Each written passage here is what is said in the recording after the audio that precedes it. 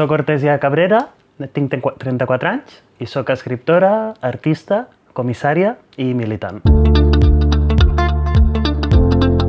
Jo era una xiqueta molt calladeta, ara entenem avui en dia, no? Molt neurodivergent, molt autista, no mirava els ulls, no entenia les coses, amb molta càrrega de motxileta de traumes, vaig sobreviure a abusos sexuals a la infància per part d'un familiar superproper. I per tant, per mi, com que la cultura, les arts, la literatura, era una forma com de connectar en un univers més ampli i més gran que el que tenia a l'abast de la mà. Jo em refugiava molt en les expressions artístiques perquè aquesta és la funció de l'art, o una de les funcions, no? Vull dir, com tindre un espai en el qual poder-te consolar, poder trobar bellesa, poder trobar plaer. I jo vaig començar a estudiar traducció i interpretació. No em va acabar potser de seduir alhora que van ser els anys de mobilitzacions estudiantils contra Polònia. I quan tot això va passar, doncs entre la decepció i tal, vaig decidir fer un gir, no? I vaig començar filologia catalana. I també vaig començar sociologia. I entremig, una mica per atzar, entro al sector de l'art contemporani perquè me proposen de comissariar un projecte, Pablo Patti, i a partir d'aquí començo un poc a treballar tant com a comissària i com a artista dins del sector. Jo penso que tots els artistes tenim una sèrie de preguntes i al final el que intentem és respondre moltes. Les paraules són molt importants perquè ajuden a entendre les coses que no són paraules. Jo fins que no vaig entendre que hi havia lesbianes trans, no vaig entendre que jo podia ser trans, fins que no vaig entendre que hi havia una feminitat rural que per mi havia sigut la normal, que jo podia ocupar, no vaig entendre que jo també podia llegir més d'este lloc, em faltaven coses. Als 90, a Amposta, les lesbianes no existeixen.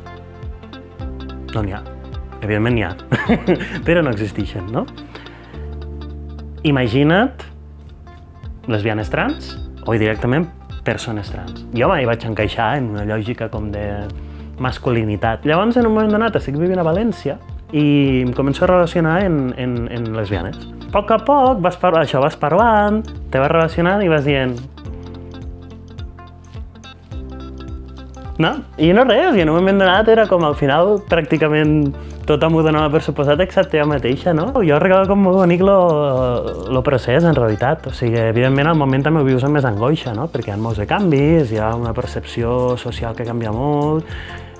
Los tios trans no existeixen, no? Són invisibles.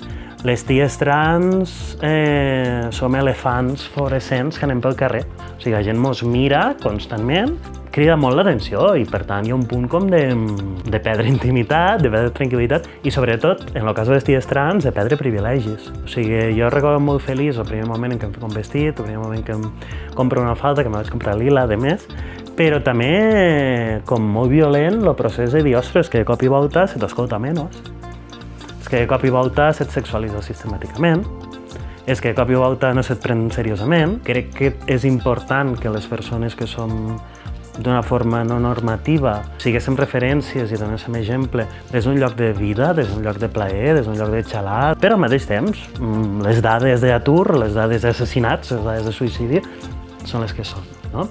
Llavors sí que crec que és important com viure naturalment el màxim possible i alhora no oblidar el conflicte polític inevitable que d'altra banda ni volguent l'oblidaries perquè és que surts al carrer i te'l menges amb pataques. Jo pintar, sempre he pintat de menudeta, però mai m'havia sentit potser segura o còmoda, no? I sí que en un moment donat, venint molt d'una pràctica com molt lingüística, molt intel·lectual, molt filosòfica, molt de donar-li voltes al coco, diguéssim, noto com la necessitat de dir, hòstia, vull connectar més en el cos, vull connectar més en la matèria, no? Com més en alguna cosa no tan abstracta i més física, potser. Llavors, com que vaig prendre algunes classes d'oli i em va molt bé. La veritat és que me xalo molt i em permet això, me permet com connectar en un altre tipus de pensament, un altre tipus de cosa que complementa molt bé l'altre, no? És a dir, hi ha dies que igual o que no pots ni pensar, ni parlar, ni res, i vens aquí i amolles un rato. I és molt bonic perquè a vegades ho ensenyes a persones que t'ho saben llegir també i et diuen, ostres, això de tela, no? Ostres, pues sí. I ni jo mateixa n'era conscient, no? Llavors s'obre un nou tipus de llenguatge que potser des del pensament articulat en paraules no hagués funcionat tant. Ara fa 4 anys desenterro tot de records bloquejats vinculats als abusos sexuals per part de mon pare, que vaig rebre durant tota la infància.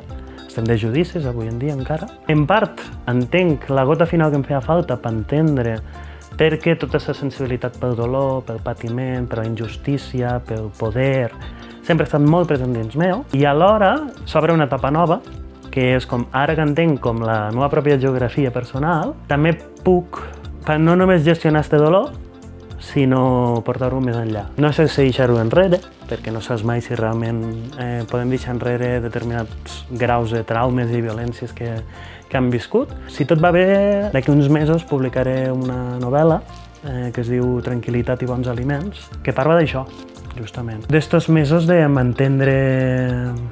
mesos i anys, d'entendre retrospectivament moltes coses i emprendre una sèrie d'accions.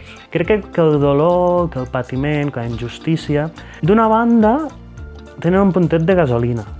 És a dir, tenen un puntet de combustible, tenen un puntet d'energia, tenen un puntet de força, tenen un puntet de passió, fins i tot, no? Però també tenen un puntet, com la gasolina i com el combustible, de crematori, no? De que et pot atrapar. El dolor, quan millor és quan deixa de ser dolor per convertir-se en algo altre.